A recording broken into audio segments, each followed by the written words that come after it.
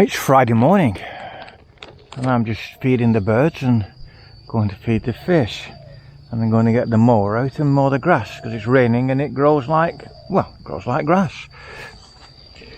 There's Asian figs. They'll go a very deep purple black as they mature and ripen up. And then what's been occurring? Well,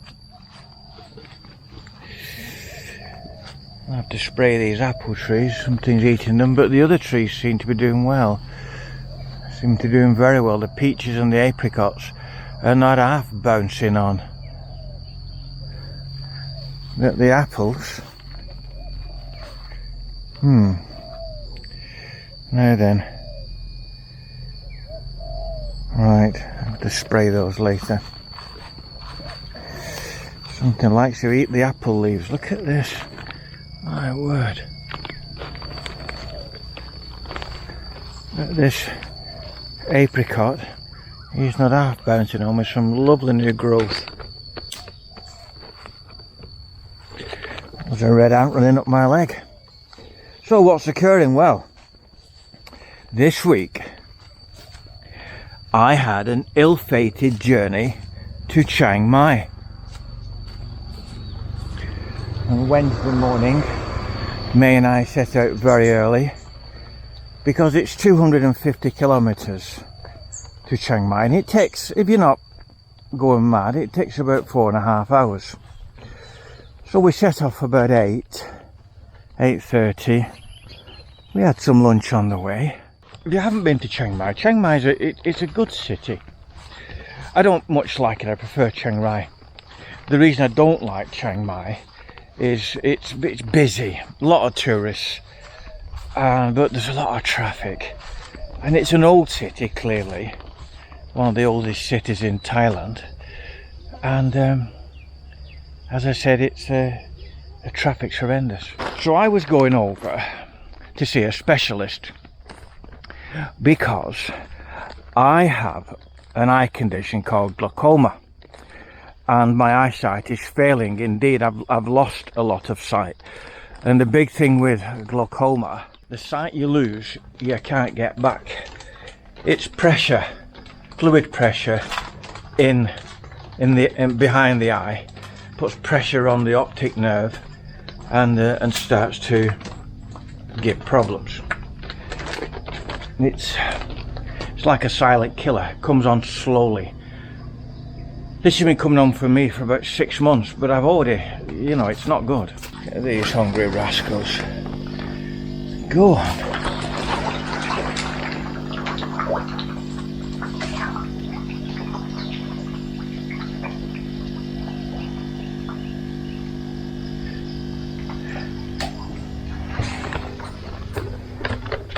Anyway, so this appointment to see this specialist it's a private hospital, in a private hospital in Chiang Mai, not the Bangkok hospital, it's a different one, and it was booked 6 weeks ago. So we'd been 6 or 7 weeks ago and I'd seen this specialist, nice lady eye doctor, very nice. She basically said that the type of glaucoma that I've got, and there are different types apparently, the type that I've got, the only treatment is diet and exercise, she says. So I was going back to see her again to monitor what the difference was. So because we were going there and back in the day, we wanted to get in early to see the doctor. The doctor comes on duty there at between 4 and 7. So I get an appointment slip between 4 and 7. We get there at 3. So we're an hour early. So we book in, go up to the floor that's the optics, the vision, and I book in, see a receptionist there, and say, right, listen, we've driven over from Chiang Rai. It's a 4.5 hour drive. I don't particularly want to drive back very far in the dark. The eyesight's not that good. They pull out the appointment slip, or they print it off and give it me, and we're in queue. It's a queue number 8. And I said, look, hang on. I'm here an hour early. There's nobody else here yet. Can you not get me in smartish to see the doctor, and then we can be on our way back to Chiang? Right. No, we've got a queue. I said, but this appointment was booked 6 weeks ago. And no, can't change it. I said, come on, it's a long drive back. No, can't change it. So she said to me, have you got Line? I said, yeah, Line is a telephone app that literally everybody uses it in Thailand because it's free telephone. And so I get my phone out, and she registers me with the hospital online. She said, you can book your appointments on the line. I said, right, okay. I said, well, I said to her, let's book me number 1. No, she said, can't, number 1's gone. Apparently, the other people had all booked their appointments online. Number 1. Number 1's gone, oh, I'll have number 2. Number 2's gone, oh, I'll have number 3, and so on. And it ends up with me, the last one, at number 8. So they put my documents down on the desk, ready for the doctor to come in. And I'm sat there for an hour, and I'm watching them book people in. There's some people coming in at like 5 to 4, and they're going slipped above my docket, so I'm going down and down and down. They said to me, well, if nobody else turns up, you'll go in first. So, well, that's a fat chance of that. So I'm sat there, and I'm quite annoyed.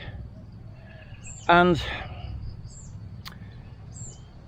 4 o'clock comes, and the doctor's not there. The doctor hasn't turned up. 5 past 4, the doctor's still not turned up. 10 past 4, the doctor still not arrived. Well, by this time, my foot is tapping on the floor. One of my biggest faults, and I've got many, one of my biggest faults is timekeeping. And I'm a good timekeeper, and I can't abide lateness. If someone's late, I'll be travelling, I might have a 6-hour journey back in the UK to get to where I'm going. I would set out probably, 7 hours, or maybe 7.5 hours before my appointment time, to make sure I would be there on time. Because to me, lateness says, I know there could be a crash on the motorway, and the motorway could be blocked for 3 or 4 hours, and that happens. But by and large, to me, lateness says 6 words. It says, I don't care, and you don't matter. So at 10 past 4, I stood up and I went over to the reception, and I said, look, the doctor isn't here yet, and she's supposed to be here at 4. And this is unprofessional. And this is a private hospital. I'm paying you for your services. And the bottom line is, you have now lost, you haven't lost a patient, you have lost a customer. I'm going home. So I said to me, get your shoes on. We're going. And I drove home. And I got home about 8 o'clock. Now, some might say that I bit my nose off to spite my face.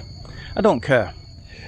Given the fact that she'd said last time, it's only diet and exercise that's got to improve your condition, and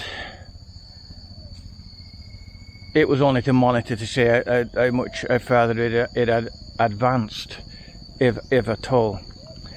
And it has advanced, I can tell. My sight is, it's a bit like swimming underwater at the minute, and it seems, everything seems too bright. I wear sunglasses constantly when driving, and normally like this, walking around the garden, I wear sunglasses, but it's very impolite to wear sunglasses while you're vlogging. People can't see your eyes, they don't know you're sincere. So Ian Welldale and his lovely wife Angie was seeing a brain specialist in Chiang Mai, and they asked him, and he has recommended somebody in Chiang Mai. So I'm going to go to this new person, and we'll see what happens. So there you go. That was my ill-fated journey to Chiang Mai. Get this rascal coming on well. This is a Kiwi. Now, I was told with Kiwis you need a male and a female. So I had two more that had grown from seed, but they seem to have perished. So I'll have to get another one. We'll see. We'll see. So there you go. It's all good stuff, isn't it? This glaucoma, it brings a whole new meaning to the saying, see you later. Perhaps not. It is what it is when you get old, isn't it? There's nothing you can do about it. Nothing. Loads and loads and loads of fantastic videos on YouTube about it. Different people offering different advice, from massage to eating, what you consume. And what you consume is important in the vitamin front. For example, I read that black currants have got they're chock full of whatever it is that you need. It's vitamin B6, but a whole host of other things. So every morning I have a bowl of black currants with yogurt for breakfast. See you later.